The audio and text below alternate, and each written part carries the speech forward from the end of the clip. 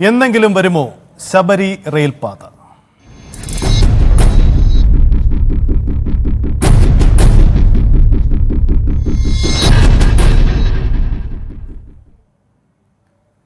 വ്യാവസായിക തലസ്ഥാനമായ എറണാകുളം ജില്ലയുടെയും ഇടുക്കി അടക്കമുള്ള മലയോര മേഖലകളുടെയും വികസനത്തിൽ വലിയ പങ്ക് വഹിക്കുമെന്ന് കരുതിയ പദ്ധതിയാണ് ശബരി റെയിൽപാത. ശബരി റെയിൽപാതയ്ക്ക് വേണ്ടി കോടികൾ ചിലവഴിച്ചുള്ള നിർമ്മാണ പ്രവർത്തനങ്ങളാണ് എറണാകുളം ജില്ലയിൽ നടത്തിയത്. 1/4 നൂറ്റാണ്ട് പിന്നിട്ടിട്ടും പദ്ധതി യാഥാർത്ഥ്യമാകാത്തതിന്റെ നിരാശയിലാണ് നാട്ടുകാർ. ശബരി റെയിൽപാതയ്ക്ക് വേണ്ടി ഒരുപക്ഷെ ഏറ്റവും കൂടുതൽ നിർമ്മാണ പ്രവർത്തനങ്ങളും കാര്യങ്ങളുമെല്ലാം നടന്നിരിക്കുന്നത് എറണാകുളം ജില്ലയിലും ആ പരിസരത്തുമെല്ലാമാണ്. ഇപ്പോഴുള്ള കാലടി റെയിൽവേ സ്റ്റേഷൻ ഇതിനുവേണ്ടി പണിതീർത്തതാണ്. വളരെ നേരത്തെ തന്നെ പണിതീർക്കപ്പെട്ട ഒന്നാണ്. അതോടൊപ്പം തന്നെ ട്രെയിൻ കടന്നു പോകുന്നതിന് വേണ്ടി പെരിയാറിന് കുറുകെ ഒരു പാലവും അങ്ങനെ തീർത്തിട്ടുണ്ട്.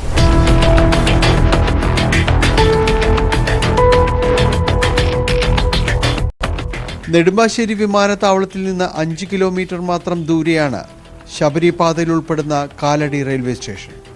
ഇവിടം വരെ വർഷങ്ങൾക്ക് മുൻപേ പാത നിർമ്മാണവും പൂർത്തിയാക്കിയിട്ടുണ്ട്. പക്ഷേ മുന്നോട്ടു പോക്കിൽ ആർക്കും ഒരു പ്രതീക്ഷയുമില്ല. ഈ പദ്ധതി തുടങ്ങുമ്പോൾ തന്നെ ഇത് പൂർത്തീകരിക്കാനുള്ള ഒരു ഇച്ഛാശക്തി സർക്കാരുകൾ കാണിച്ചാൽ അന്ന് നടന്നു പോകേണ്ട കാര്യങ്ങളാണ്. ഇതൊക്കെ വലിച്ചു നീട്ടി സർക്കാരുകൾ മാറുന്നു, പദ്ധതികൾ മാറുന്നു, എഞ്ചിനീയർമാർ മാറുന്നു, മന്ത്രിമാർ മാറുന്നു, അപ്പോൾ തടസ്സങ്ങൾ വരുന്നു. ഒരു പദ്ധതി രൂപീകരിക്കുമ്പോൾ അത് യുദ്ധകാലാടിസ്ഥാനത്തിൽ പൂർത്തീകരിച്ച് പോകാനുള്ള ഇച്ഛാശക്തി സർക്കാരിൽ കാണിച്ചില്ലെങ്കിൽ പൊതുജനത്തിന് അത് ഇവിടുത്തെ ജനങ്ങൾക്ക് ബുദ്ധിമുട്ടായി മാറാമെന്നല്ലാണ്ട് വേറെ ഗുണവും ഇനി ഉണ്ടാവാൻ സാധ്യതയില്ല.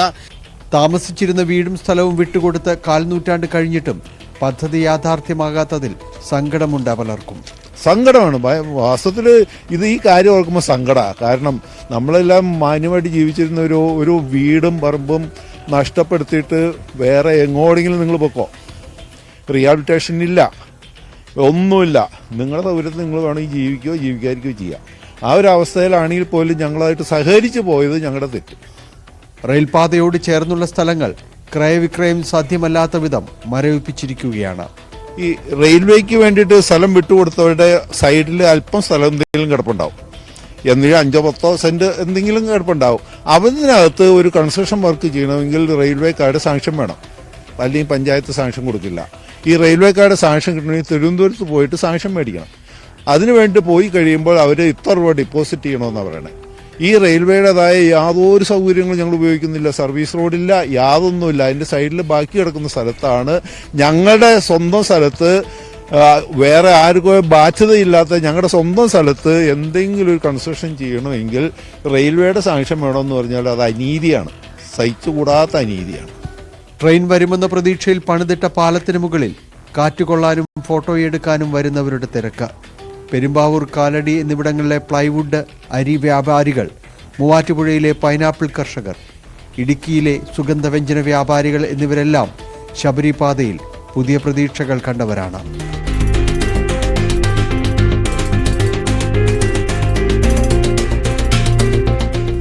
ശബരിപാത എന്ന് യാഥാർത്ഥ്യമാകുമെന്ന കാര്യത്തിൽ ആർക്കും ഒരു ഉറപ്പുമില്ല. പദ്ധതി വിഭാവനം ചെയ്ത കാലത്തേക്കാൾ കോടാനുകോടി രൂപയാകും ഇനിയത് പ്രാവർത്തികമാക്കാൻ. പരസ്പരമുള്ള പഴിചാരലുകൾ, ആരാണ് ഇതിനുത്തരവാദി എന്ന ചോദ്യത്തിന് ഒരിക്കലും ഒരു ഉത്തരവുമാകില്ല. ക്യാമറമാൻ ശ്യാംലാലിനൊപ്പം ഡാനി പോൾ, ന്യൂസ് 18, കൊച്ചി. മുൻപ് നിർദ്ദേശിച്ച മാനദണ്ഡങ്ങൾ പ്രകാരം ശബരിപാത യാഥാർത്ഥ്യമാക്കാൻ കേരളം തയ്യാറാണെന്ന് മന്ത്രി വി അബ്ദുറഹ്മാൻ പറയുന്നു. എന്നാൽ കേന്ദ്രം കേരളത്തോട് ചിറ്റമ്മ നയം കാണിക്കുകയാണെന്നും മന്ത്രി അബ്ദുറഹ്മാൻ ന്യൂസ് 18നോട് പറയുന്നു. കേരളത്തിൽ റെയിൽവേയുടെ ചുമതലയുള്ള മന്ത്രി കൂടിയാണ് വി അബ്ദുറഹ്മാൻ. ശബരി അങ്കമാലി പാത എന്നുള്ളത് കേരളത്തെ സംബന്ധിച്ച് ഏറ്റവും ആവശ്യമുള്ള ഒരു പദ്ധതിയാണ്. അതിലൂടെ സംസ്ഥാന ഗവൺമെൻറ് പറഞ്ഞ കാര്യങ്ങളിൽ നിന്നും ഒരു മാറ്റവും ഇതേവരെ വരുത്തുന്നില്ല. കാരണം മൊത്തം വരുന്ന ചെലവിൻ്റെ പകുതി നമ്മൾ കൊടുക്കാമെന്നുണ്ട്. അന്ന് സിംഗിൾ ലൈനായിരുന്നു പറഞ്ഞതും സംവിധാനങ്ങളും. പക്ഷേ റെയിൽവേ ഓരോ സമയത്തും പുതിയ കാര്യങ്ങൾ ഉന്നയിക്കുക. സംസ്ഥാനത്തിൻ്റെ കടപരിധിയിൽ നിന്നും ഇത് മാറ്റണം എന്നുള്ള ന്യായമായ ഒരു ആവശ്യമാണ് കേന്ദ്രത്തോട് നമ്മൾ ആവശ്യപ്പെട്ടിട്ടുള്ളത്. 1ാം ഘട്ടമായുള്ള ആദ്യ പാതയുടെ നിർമ്മാണം പൂർത്തീകരിക്കുക, എന്നിട്ട് അവിടെ ഗതാഗത യോഗ്യമാക്കുക. അതിനുശേഷം 2ാം പാതക്കുള്ള ആവശ്യമായുള്ള സഹായങ്ങൾ നമ്മൾ ചെയ്യും. ഇതാണ് മന്ത്രി അബ്ദുറഹ്മാൻ പറയാനുള്ള കാര്യം. എന്തായാലും സംസ്ഥാനം കേന്ദ്ര സംസ്ഥാന തർക്കത്തിൽപ്പെട്ട് സംസ്ഥാനത്തിന്റെ ഒരു അഭിമാന പദ്ധതി നിലയ്ക്കുമോ എന്നതാണ് നമുക്ക് മുന്നിലുണ്ടാവുന്ന ചോദ്യം.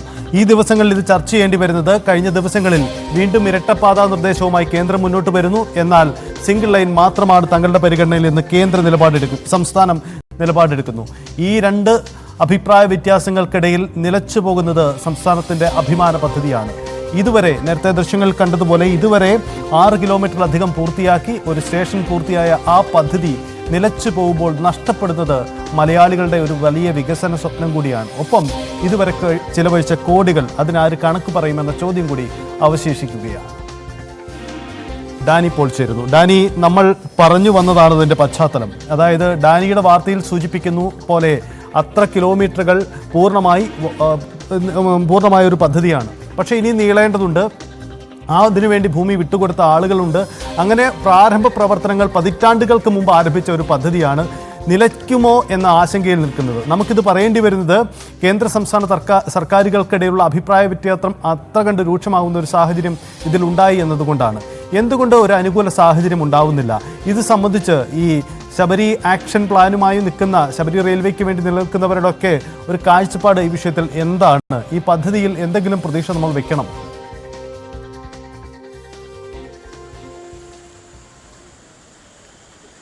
സജിത്ത്, ഇതില് ഈ വലിയ ഒരു പദ്ധതി അതിൽ വിഭാവനം ചെയ്യുമ്പോൾ അത് കേരളത്തിന്റെ ഒരു വികസനം, അത് പ്രത്യേകിച്ച് കേരളത്തിന്റെ ഈ മലയോര മേഖലകളുടെ ഒരു വികസനത്തിലേക്കുള്ള ഒരു വഴി, അതിൻ്റെ ഒരു ചൂളം വിളിയായിരുന്നു സത്യത്തിൽ കേരളം പ്രതീക്ഷിച്ചതും കാതോർത്തതുമെല്ലാം ഇത്ര കാലം. പക്ഷേ ഇത് പല കാരണങ്ങൾ കൊണ്ട് അങ്ങനെ നീണ്ടു പോവുകയായിരുന്നു. 1/4 നൂറ്റാണ്ടിലധികം പിന്നിട്ടിരിക്കുന്നു എന്നതാണ്.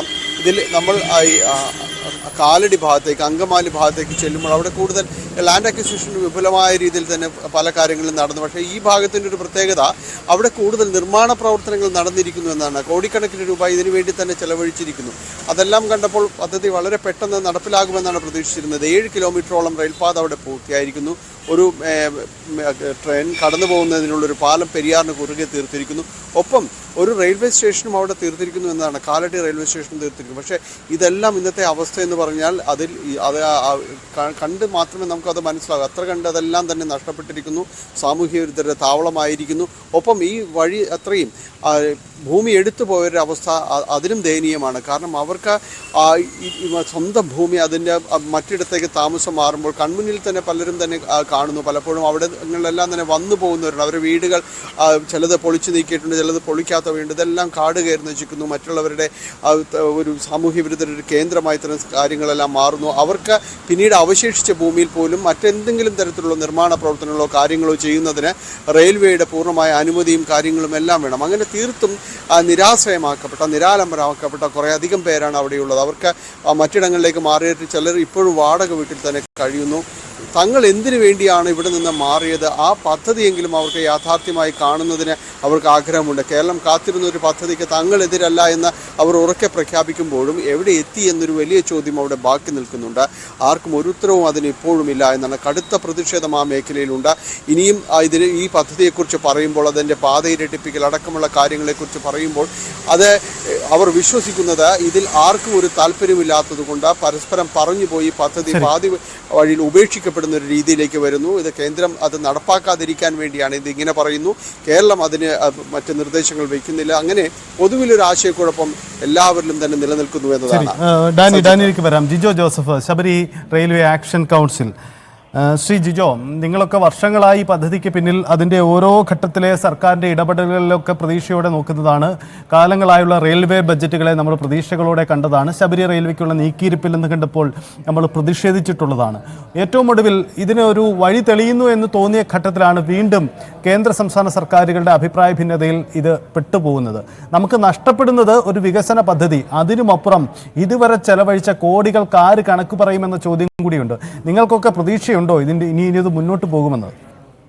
തീർച്ചയായിട്ടും കേരളം വളരെ ദീർഘനാളായി കാത്തിരിക്കുന്ന ഒരു പദ്ധതിയാണ്. ഈ പദ്ധതി നടപ്പാക്കിയാൽ മാത്രമേ നമ്മുടെ കേരളത്തില് 3ാമത്തെ ഒരു റെയിൽവേ കോറിഡോർ യാഥാർത്ഥ്യമാകുകയുള്ളൂ. ഒട്ടനവധി നഗരങ്ങൾക്ക് 14 റെയിൽവേ സ്റ്റേഷനുകളാണ് ഇപ്പൊ ആദ്യഘട്ടത്തില് എരുമേലി വരെ ലഭ്യമാക്കാനായിട്ട് ഈ പദ്ധതിയിലൂടെ സാധിക്കുന്നത്. അതുകൂടാതെ നമ്മുടെ ഫ്ലൈവുഡും കയറ്റുമതി ചെയ്യുന്നതിന്, ഫ്ലൈവുഡ് നമുക്കറിയാം റബ്ബർ തടി സംസ്കരിച്ച് ഫ്ലൈവുഡ് കയറ്റുമതി ചെയ്യുന്ന 540 വ്യവസായ യൂണിറ്റുകൾ പെരുമ്പാവൂര് കേന്ദ്രമായിട്ട് പ്രവർത്തിക്കുന്നുണ്ട്. അവർ ഏതാണ്ട് 500 ട്രക്ക് പ്ലൈവുഡ് ദിവസവും പെരുമ്പാവൂരിൽ നിന്ന് കയറ്റുമതി ചെയ്യുന്നുണ്ട്. അതുപോലെ തന്നെ പൈനാപ്പിൾ, നമുക്കറിയാം മധ്യ കേരളത്തിൽ റബ്ബർ കൃഷി ചെയ്യുന്ന സ്ഥലങ്ങളിൽ പുനർകൃഷി ചെയ്യുമ്പോൾ പൈനാപ്പിൾ ഇടവളി ഏൽപ്പിച്ച് കൃഷി ചെയ്യുന്നുണ്ട്. ഏതാണ്ട് 250 truck pineapple per day. Jijo, ഇത് ഇക്കാര്യത്തിൽ തർക്കമില്ല, ആർക്കും തർക്കമില്ല. നിങ്ങൾ പറഞ്ഞതുപോലെ നമ്മുടെ മലയോര മേഖലയുടെയൊക്കെ വികസനത്തിന് വലിയ സാധ്യത തുറക്കുന്ന പദ്ധതിയാണ്. പക്ഷേ ഇപ്പോഴത്തെ തർക്ക വിഷയം ഇത് സിംഗിൾ ലൈൻ വേണോ ഡബിൾ ലൈനോ വേണോ എന്ന ചോദ്യമാണ്. ഇവിടെ സിംഗിൾ ലൈനുമായി തൽക്കാലം മുന്നോട്ട് പോകണം എന്നതാണ് സ്റ്റേറ്റിന്റെ സ്റ്റാൻഡ്. എന്നാൽ ഡബിൾ ലൈൻ പരിഗണിക്കാമെന്നത് കേന്ദ്രവും നിലപാടെടുക്കുന്നു. ഈ ചെലവേറും എന്നതാണ് സംസ്ഥാനത്തെ പിന്നോട്ട് അടുപ്പിക്കുന്നതിന് ഒരു കാരണം എന്ന് കരുതാം. നിങ്ങളുടെ നിലപാട് എന്താണ്? ഈ പദ്ധതി ഇനി ആലോചിക്കുമ്പോൾ അത് ഡബിൾ ലൈൻ എന്ന ആലോചനകളിലേക്ക് തന്നെ പോകണോ അതോ തൽക്കാലം സിംഗിൾ ലൈനുമായി മുന്നോട്ട് പോകണം? എന്താ നിങ്ങളുടെ കാഴ്ചപ്പാട്? സിംഗിൾ ലൈൻ തന്നെയാണ് ഇതിന്റെ തുടക്കത്തിൽ നല്ലത്. കാരണം എന്ന് വെച്ച് കഴിഞ്ഞാൽ ഇതിനു വേണ്ടിയിട്ട് ഓൾറെഡി 70 കിലോമീറ്ററോളം കല്ലിട്ട് തിരിച്ചിട്ടുണ്ട്. അപ്പം ഇനിയും ഇത് ഡബിൾ ലൈൻ ആക്കാനായിട്ടുള്ള സർവേ നടത്താൻ പോയി കഴിഞ്ഞാൽ ഈ പദ്ധതി വീണ്ടും വൈകിയേ ഉള്ളൂ. നിലവിലുള്ള 3810 കോടി രൂപയുടെ എസ്റ്റിമേറ്റുമായിട്ട് മുമ്പോട്ട് പോയി ആ പദ്ധതി നിർമ്മാണം പൂർത്തീകരിക്കുന്നതിന് ശേഷം നമുക്ക് ഡബിൾ ലൈന്, കാരണം സംസ്ഥാനത്തും നമ്മുടെ രാജ്യത്തും ഒക്കെ നിലവിൽ റെയിൽവേ ലൈനുകളെല്ലാം ഉണ്ടാക്കിയിരിക്കുന്നത് സിംഗിൾ ലൈനാണ്. അതിനുശേഷം അത് തിരക്കേറി കഴിയുമ്പോഴാണ് അത് ഡബിൾ ലൈനിലേക്ക് പോകുന്നത്. ഇപ്പോൾ ഈ ഡബിൾ ലൈൻ വേണമെന്ന് പറയുന്നത് ഈ പദ്ധതി ഏതെങ്കിലും തരത്തിൽ നശിപ്പിച്ച് കളയാൻ വേണ്ടിയിട്ട്, ഇല്ലാതാക്കാൻ വേണ്ടിയിട്ട് തന്നെയാണെന്ന് തന്നെയാണ് ആക്ഷൻ കൗൺസിൽ വിചാരിക്കുന്നത്. ഓക്കെ, ഒരു കാര്യം കൂടി, ഇതിപ്പോൾ അങ്കമാലിയിൽ നിന്ന് വേണ്ട, മറിച്ച് ചെങ്ങന്നൂരിൽ നിന്ന് ശബരിമലയ്ക്ക് ഒരു പാത പോരെ എന്നൊരു നിർദ്ദേശം കൂടി വന്നിട്ടുണ്ട്. കേന്ദ്ര സർക്കാരിന്റെ പരിഗണനയിൽ അതുകൂടിയുണ്ട് എന്നാണ് മനസ്സിലാകുന്നത്. താരതമ്യേന ചെലവ് കുറഞ്ഞ പദ്ധതിയാണ്. ഒരുപക്ഷെ ശബരിമല തീർത്ഥാടകരെ മാത്രം ലക്ഷ്യം വെക്കുന്നതാവാം ആ പദ്ധതി. അങ്ങനെയെങ്കിൽ എന്തുകൊണ്ട് ശബരി റെയിൽവേ എന്ന ചോദ്യം ആദ്യം ഉയർന്നപ്പോൾ താങ്കൾ നേരത്തെ സൂചിപ്പിച്ച പോലെയുള്ള മലയോര മേഖലയുടെ വികസനം അടക്കമുള്ള വലിയ സാധ്യതകൾ അതുകൂടി ഇല്ലാതാവുകയാണ്. അങ്ങനെയെങ്കിൽ നിങ്ങളാരും ഈ ചെങ്ങന്നൂർ പാതയെ അനുകൂലിക്കുന്നില്ല, അങ്ങനെയാണോ? അതെ, തീർച്ചയായിട്ടും. കാരണം ചെങ്ങന്നൂർ പമ്പ എന്ന് പറയുന്ന പദ്ധതി വർഷത്തിൽ 2 മാസം മാത്രം പ്രവർത്തിക്കുന്ന ഒരു പദ്ധതിയാണ്. അത് ശബരിമല തീർത്ഥാടകർക്ക് മാത്രമേ പ്രയോജനപ്പെടാനായിട്ട് സാധ്യതയുള്ളൂ. അതേസമയം നമ്മുടെ അങ്കമാലിയിൽ നിന്ന് എരുമേലി വരെ ഉള്ള പദ്ധതി അത് വീണ്ടും നമുക്ക് പുനലൂരിലേക്കും അതുപോലെ തന്നെ വിഴിഞ്ഞത്തേക്കും സംസ്ഥാന തലസ്ഥാനത്തേക്കും ഒക്കെ എക്സ്റ്റെൻഡ് ചെയ്ത് കേരളത്തിന്റെ ഒരു 3ാമത്തെ റെയിൽ കോറിഡോർ സാധ്യമാക്കുന്ന പദ്ധതിയാണ്. വർഷം മുഴുവൻ പ്രവർത്തിപ്പിക്കാവുന്ന പദ്ധതിയാണ്. തികച്ചും ലാഭകരമായ ഒരു പദ്ധതിയായിരിക്കും. ഒരു കാര്യം, 2 വിഷയങ്ങളിലാണ് ഇപ്പോൾ ഇതിൽ ഉടക്ക് വീണ് നിൽക്കുന്നത്. ഒന്ന്, ഡബിൾ ലൈൻ വേണോ സിംഗിൾ ലൈൻ വേണോ, അതിൽ കേന്ദ്ര സംസ്ഥാന സർക്കാർ തർക്കം. മറ്റൊന്ന്, കേന്ദ്രവും സംസ്ഥാനവും ഈക്വലായ പണം ഇക്കാര്യത്തിൽ ചെലവഴിക്കാമെന്ന ധാരണയുണ്ട്. പക്ഷേ കേരളം ചെലവഴിക്കുന്ന പണത്തിന് അത് കിഫ്ബി വഴി ചെലവഴിക്കും, അത് നമ്മുടെ വായ്പാ പരിധിയിൽ നിന്ന് കുറച്ചു കൊടുക്കണം. ഇതാണ് നമ്മുടെ വാദം. അപ്പോൾ കേരളത്തിന് അത്തരമൊരു വിട്ടുവീഴ്ച ചെയ്ത് ഈ പദ്ധതിയുമായി മുന്നോട്ട് പോകാൻ അനുമതി നൽകണം. അതൊക്കെയാണോ നിങ്ങൾക്കും മുന്നോട്ട് വെക്കാനുള്ളത്? തീർച്ചയായിട്ടും കേന്ദ്ര സർക്കാർ ഈ ശബരി റെയിൽവേയുടെ കാര്യത്തിൽ വിട്ടുവീഴ്ച ചെയ്യുന്നു. പക്ഷേ ഈ സംസ്ഥാന സർക്കാർ പറയുന്ന വായ്പാ പരിധി ഉയർത്തുക എന്ന വിഷയം ഇപ്പോൾ സുപ്രീം കോടതിയിൽ ഇരിക്കുകയാണ്. കേന്ദ്ര സംസ്ഥാന സർക്കാർ തമ്മിൽ കേസ് നടത്തുകയാണ്. ആ സമയത്ത് കേന്ദ്ര ഗവൺമെന്റുമായിട്ട് വായ്പാ പരിധി ഉയർത്തുന്നതിനെ കുറിച്ച് ചർച്ച ചെയ്യാമെന്ന് പറയുന്നതിനകത്ത് യാതൊരു അടിസ്ഥാനമുണ്ടെന്ന് ആക്ഷൻ കൗൺസിൽ വിചാരിക്കുന്നില്ല.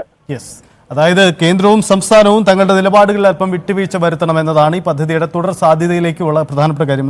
എന്തായാലും വളരെ നന്ദി ജിജോ പ്രതികരിച്ചത്. ഡാനി, നമ്മൾ ഇത് നേരത്തെ പരാമർശിച്ച 2 പ്രധാനപ്പെട്ട വിഷയങ്ങളാണ്. ഒന്ന്, ഇരട്ടപ്പാത വേണോ സിംഗിൾ പാത വേണോ, അതല്ല ഈ കിഫ്ബിയുടെ ലോണിൽ നമ്മുടെ വായ്പാ പരിധിയിൽ കുറവ് ചെയ്തു കൊടുക്കുമോ എന്ന ചോദ്യമാണ്. ഇതിൽ സംസ്ഥാനം മുന്നോട്ട് വയ്ക്കുന്ന ഒരു സ്റ്റാൻഡ് ഒരു തർക്ക വിഷയമാണ്. അത് ഈ കിഫ്ബിയുടെ ഈ വായ്പാ പരിധിയുമായി ബന്ധപ്പെട്ട്. അതേസമയം ഈ ഡബിൾ ലൈൻ എന്ന കേന്ദ്രത്തിന്റെ വാദം അല്പം അപ്രായോഗികവുമാണ്. അങ്ങനെ ഇരു സർക്കാരുകളും തങ്ങളുടെ നിലപാടുകളിൽ അല്പം പിന്നോട്ട് പോവേണ്ടി വരും ഈ പദ്ധതിയുടെ ഒരു തുടർഘട്ടത്തിൽ ഒരു പ്രതീക്ഷ നൽകാൻ. അതാണോ നിലവിലെ സ്ഥിതി?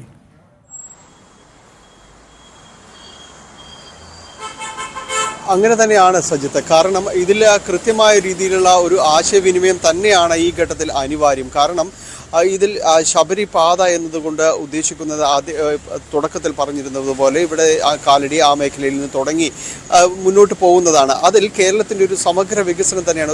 നേരത്തെ ജിജു സൂചിപ്പിച്ചതുപോലെ കേരളത്തിൻ്റെ ഒരു 3ാം റെയിൽ കോറിഡോർ എന്നൊരു ആശയത്തിനോട് വളരെ അടുത്ത് നിൽക്കുന്നതാണ്. അത് നമുക്ക് പിന്നീട് പ്രാവർത്തികമാക്കാൻ സാധിക്കുകയും എല്ലാം തന്നെ ചെയ്യുന്നൊരു കാര്യമാണ്. അത്തരം പ്രതീക്ഷകളെയാണ് ചെങ്ങന്നൂർ മുതൽ തുടങ്ങുമ്പോൾ അത് പൂർണ്ണമായി നിരാകരിക്കപ്പെടുകയാണ്. ഈ തീർത്ഥാടകർക്ക് മാത്രം അവരെ മാത്രം ലക്ഷ്യമിട്ടുകൊണ്ട് കൊണ്ടുള്ള ഒരു റെയിൽവേ സംവിധാനം എത്രമാത്രം കേരളത്തിന് അത് വലിയ രീതിയിലേക്ക് പ്രയോജനപ്പെടും എന്നതാണ്. കേരളത്തിൽ തീർത്ഥാടകർ സ്വാഭാവികമായ രീതിയിൽ ഉപയോഗിച്ചേക്കാം. പക്ഷേ ആ ഒരു സീസണലായിട്ട് മാത്രമുള്ള ആൾക്കാർക്ക് അതിനുവേണ്ടി ഇത്ര കണ്ട തുക ചെലവഴിക്കുന്നത് സംബന്ധിച്ച് സ്വാഭാവികമായും അത് സംബന്ധിച്ച് തർക്കങ്ങൾ ഉയരാം. ഇതിൽ കൃത്യമായ രീതിയിലുള്ള ഇടപെടലുകൾ സംസ്ഥാന സർക്കാരും നടത്തേണ്ടതുണ്ട്. പ്രത്യേകിച്ച് ഈ വായ്പാ പരിധി അടക്കമുള്ള കാര്യങ്ങളിൽ കേന്ദ്രവും സർക്കാരുമായിട്ട് കൃത്യമായ രീതിയിലുള്ള ആശയവിനിമയം തന്നെയാണ് അതിൽ ഏറ്റവും അഭികാമ്യമായി നിൽക്കുന്നത്. കാരണം സംസ്ഥാനത്തിൻ്റെ ഒരു സ്വപ്ന പദ്ധതി എന്നെല്ലാം തന്നെ വിശേഷിപ്പിക്കാവുന്ന രീതിയിലേക്കെല്ലാം ശബരി പാത മാറാനുള്ള മുഴുവൻ സാഹചര്യങ്ങളുമുണ്ട്. പ്രത്യേകിച്ച് വിഴിഞ്ഞം പദ്ധതി അത് ഒരു പൂർണ്ണസജ്ജമായി അത് മുന്നോട്ട് പോകുന്നൊരു ഘട്ടത്തിൽ വലിയ പ്രതീക്ഷകളിലേക്ക് വിഴിഞ്ഞം വരുമ്പോൾ അതിലേക്ക് കൂടി ഒരു കണക്ടിവിറ്റി എന്ന രീതിയിൽ തന്നെയും ഇത് കടന്നു വരാം. ഒപ്പം തന്നെ നമ്മൾ ഒരിക്കലും പ്രതീക്ഷിക്കാത്ത രീതിയിൽ മലയോര മേഖലകളുടെ ഒരു വികസനം സാധ്യമാകുന്ന രീതിയിലേക്ക് വരാം. യാത്രാ സൗകര്യം മാത്രമല്ല. നമുക്കൊപ്പം ചേരുന്നുണ്ട് ശ്രീ ഡിജോ കാപ്പൻ. താങ്കൾക്ക് എത്രയോ വർഷങ്ങളായി ഇക്കാര്യത്തിൽ ഈ പദ്ധതിക്ക് വേണ്ടി ഉള്ള ശ്രമങ്ങൾ നടത്തുന്നു. നമ്മളൊക്കെ എത്രയോ നാളുകളായി ഇക്കാര്യം ചർച്ച ചെയ്യുന്നു. ഏറ്റവും ഒടുവിൽ വന്നു നിൽക്കുന്നത് ഇരട്ടപ്പാത എന്ന കേന്ദ്രത്തിന്റെ ആവശ്യം വന്നതോടുകൂടി ഈ പദ്ധതി പരിപൂർണമായി മുടങ്ങിപ്പോകുമോ എന്ന ആശങ്കയാണ്. ഇരട്ടപ്പാത എന്ന വാദം യഥാർത്ഥത്തിൽ അല്പം അപ്രായോഗികമാണെന്ന് താങ്കൾക്ക് തോന്നുന്നുണ്ടോ? നിശ്ചയമായിട്ടും. അതായത് ഇന്ത്യയിലെ ഒരു പാതയും തുടങ്ങുന്ന അവസരത്തിൽ ഇരട്ടപ്പാതയല്ല, സിംഗിൾ പാത. ഇപ്പൊ ഉദാഹരണത്തിന് നമുക്കറിയാവുന്ന കൊങ്കൺ പാത സിംഗിൾ ലൈനായി ഓടി അത് എക്കണോമിക്കലാണ്. കൂടുതൽ പാസഞ്ചേഴ്സ് ഉണ്ട്, കൂടുതൽ ഗുഡ്സ് വാഹനങ്ങൾ അതിലെ പോകേണ്ടി വരും എന്ന് കണ്ടപ്പോഴാണ് അത് ഡബിൾ ലൈൻ ആയത്. എന്താണെന്ന് വെച്ച് കഴിഞ്ഞാൽ അന്നൊക്കെ കേന്ദ്ര ഗവൺമെന്റ് ആയിരുന്നു പണം മുടക്കുന്നത്. ഇപ്പോൾ കേന്ദ്ര ഗവൺമെന്റിന്റെ നയം അനുസരിച്ച് സംസ്ഥാന ഗവൺമെന്റുകളും കൂടി പകുതി പണം മുടക്കണം. അങ്ങനെ വരുമ്പോൾ കേരളത്തിന്റെ ഇന്നത്തെ സാമ്പത്തിക സ്ഥിതിയിൽ സിംഗിൾ പാതയ്ക്ക് തന്നെ പണം കണ്ടെത്തുന്നത് കിഫ്ബിയിൽ നിന്ന് പണം കടമെടുത്തിട്ടാണ്. അപ്പൊ ഡബിൾ ലൈനും കൂടെ ആണെങ്കിൽ ഒരിക്കലും ഈ പാത നടപ്പാകുകയല്ല. പക്ഷെ ഒരു വശത്ത് അതേസമയം ചെങ്ങന്നൂരിൽ നിന്ന് പമ്പയ്ക്ക് നേരിട്ട് ഞങ്ങൾ പണിതോളാം, പണം ഒന്നും കേരള ഗവൺമെന്റ് മുടക്കണ്ട എന്നുള്ള ഒരു നിലപാടെടുക്കുന്നത് എന്തുകൊണ്ടാണെന്ന് എനിക്ക് മനസ്സിലാകുന്നില്ല. ഇത് കേരളത്തോട് കാണിക്കുന്ന ഒരു ചിത്തമനയത്തിന്റെ ഭാഗമാണ്.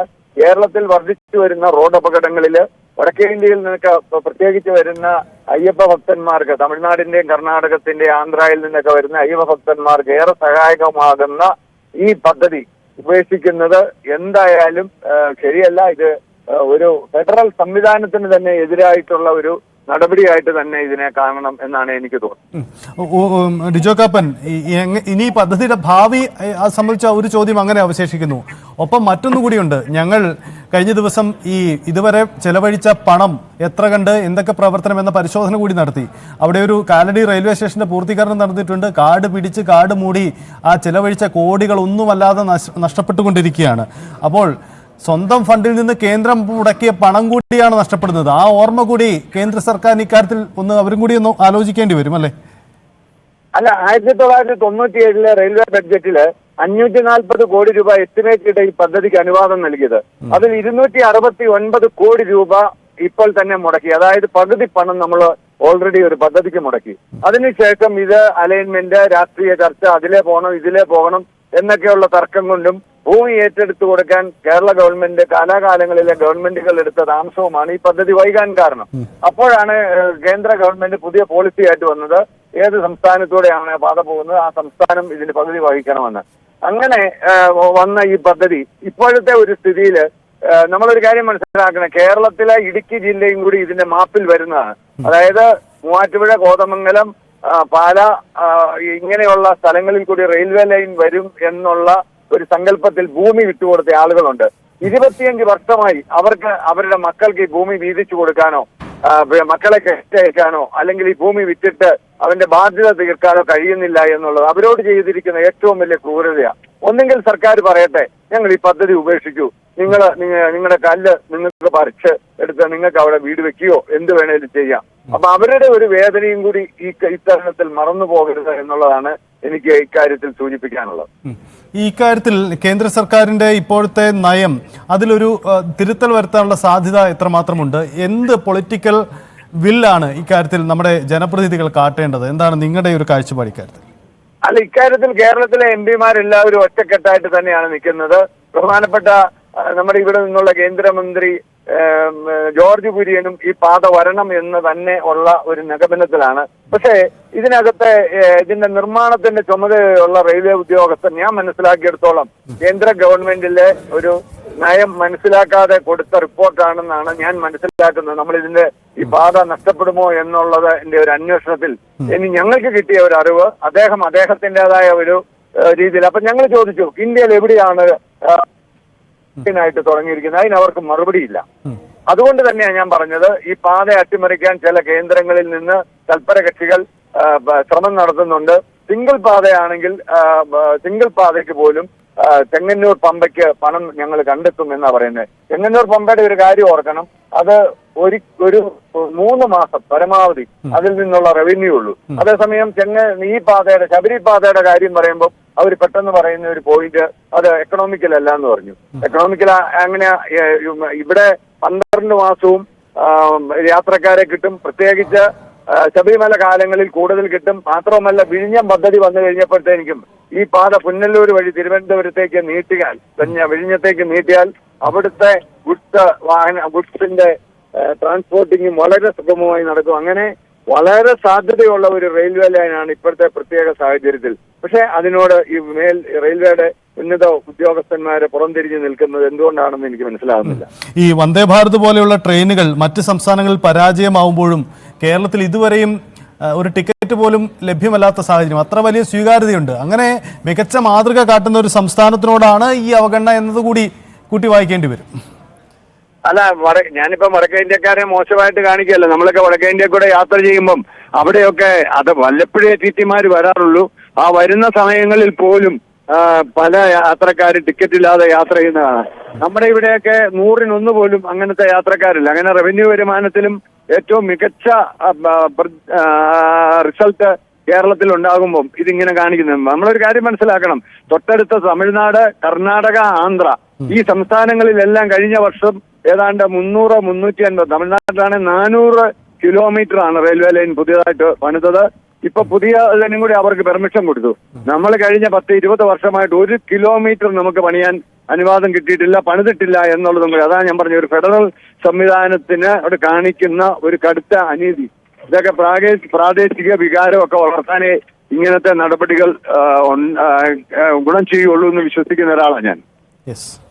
വളരെ നന്ദി ഡിജോ കാപ്പൻ പ്രതികരിച്ചതിന്. എന്തായാലും ഇക്കാര്യത്തിൽ കേന്ദ്രത്തിന്റെ നയത്തിൽ ഒരു മാറ്റമുണ്ടാവണം. കാരണം ശബരി റെയിൽവേ എന്ന് പേരിട്ടാൽ കൂടിയും ശബരിമല തീർത്ഥാടകർ മാത്രമല്ല, മറിച്ച് കേരളത്തിന്റെ ഒരു വലിയ പ്രദേശത്തിന് പ്രാതിനിധ്യം നൽകുന്ന അവിടുത്തെ വികസന വിഷയങ്ങൾക്ക്, ഗതാഗത സൗകര്യങ്ങൾക്കൊക്കെ വലിയ മാറ്റമുണ്ടാക്കാൻ കഴിയുന്ന വലിയ സാധ്യതകളുള്ള ഒരു പദ്ധതി. ആ പദ്ധതിക്കാണ് പതിറ്റാണ്ടുകളായി ഇത്തരമൊരു അവസ്ഥ നേരിടേണ്ടി വരുന്നത്. ഇതുവരെ ചെലവഴിച്ച കോടികൾ, അതിന്റെ കണക്ക് ആര് പറയുമെന്ന ചോദ്യം കൂടി അവശേഷിക്കപ്പെടുകയാണ്.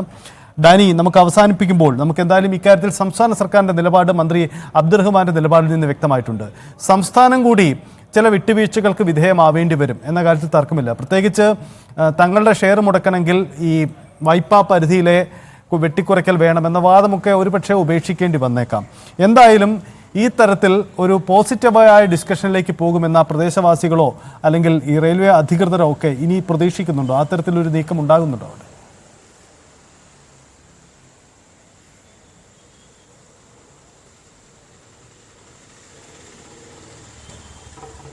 സജിത്ത്, ചോദ്യം ഒന്നുകൂടി. ഡാനി, ഞാൻ ചോദിച്ചു വന്നത് ഈ ഡാനി തന്നെ അവിടുത്തെ ആ വാർത്തയിൽ ആ മേഖലയിൽ ഭൂമി വിട്ടുകൊടുത്തവർ അല്ലെങ്കിൽ സർവേയിൽ ഉൾപ്പെട്ട സ്ഥലങ്ങളിലുള്ളവരൊക്കെ നേരിടുന്ന വെല്ലുവിളിയെക്കുറിച്ച് അവർ പറഞ്ഞിരുന്നു. പലർക്കും ഭൂമി തരം മാറ്റാൻ കഴിയുന്നില്ല. റെയിൽവേയുടെ നോട്ടിഫിക്കേഷൻ വന്ന സ്ഥലങ്ങളിലുള്ളവരാണ്. അതുകൊണ്ട് ഭൂമി ഏറ്റെടുക്കാൻ നടപടികൾ പ്രതീക്ഷിച്ചു നിന്ന് അനിശ്ചിതത്വത്തിലായ ഇടങ്ങളൊക്കെയുണ്ട്. അപ്പം ആ മേഖലകളിലൊക്കെ പദ്ധതി പൂർത്തീകരിക്കുന്നതുമില്ല, എന്നാൽ ആശയക്കുഴപ്പം നിലനിൽക്കുകയും ചെയ്യുകയാണ്. അത്തരം ഒരു വലിയ പ്രതിസന്ധി, വലിയ ജനങ്ങൾ അവിടെ ആ തരത്തിലുള്ള വെല്ലുവിളി കൂടി നേരിടുന്നുണ്ട് അല്ലേ?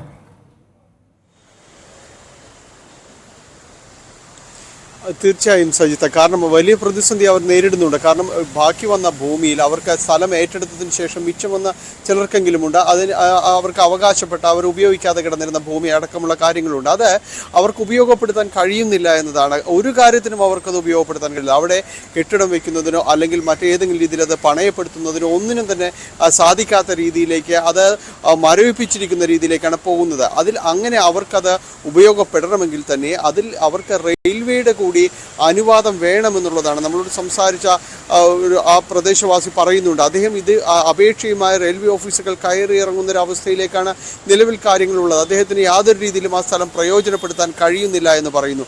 അത് ഒരാൾ മാത്രമല്ല, ഒട്ടനവധി പേർ ആ മേഖലയിലെല്ലാം തന്നെയുണ്ട്. അവർക്ക് ആ വസ്തു അവരുടെ കൈവശം ഇപ്പോൾ അവരുടെ പേരിലുള്ള വസ്തു പോലും ആ സമീപത്ത് അവർക്ക് ഉപയോഗപ്പെടുത്താൻ കഴിയുന്നില്ല. കഴിഞ്ഞ 25 വർഷത്തിലധികമായി അവർ ഈ ബുദ്ധിമുട്ടുകൾ തന്നെ അനുഭവിക്കുകയാണ്. ഇതെങ്ങനെ പരിഹരിക്കപ്പെടുമെന്ന് ആർക്കും ഒരു ഉത്തരവും കൊടുക്കാൻ കഴിയാത്തൊരു അവസ്ഥയിലേക്ക് പോകുന്നു. സാധാരണ ഒരു ശരാശരി ആളുകളാണ് ആ ഭാഗത്തുള്ളത്. അവരെല്ലാവരും ഈ ബുദ്ധിമുട്ടുകൾ അനുഭവിച്ചാണ് മുന്നോട്ട് പോകുന്നത്. ഡാനി ഇപ്പോൾ സൂചിപ്പിച്ചതാണ് സാഹചര്യം. എന്തായാലും കേരളത്തിൽ 1/4 നൂറ്റാണ്ടിലധികം പഴക്കമുണ്ട് നമുക്ക് ശബരി റെയിൽവേ എന്ന ആവശ്യവും അതിന്റെ ആലോചനകൾക്കും.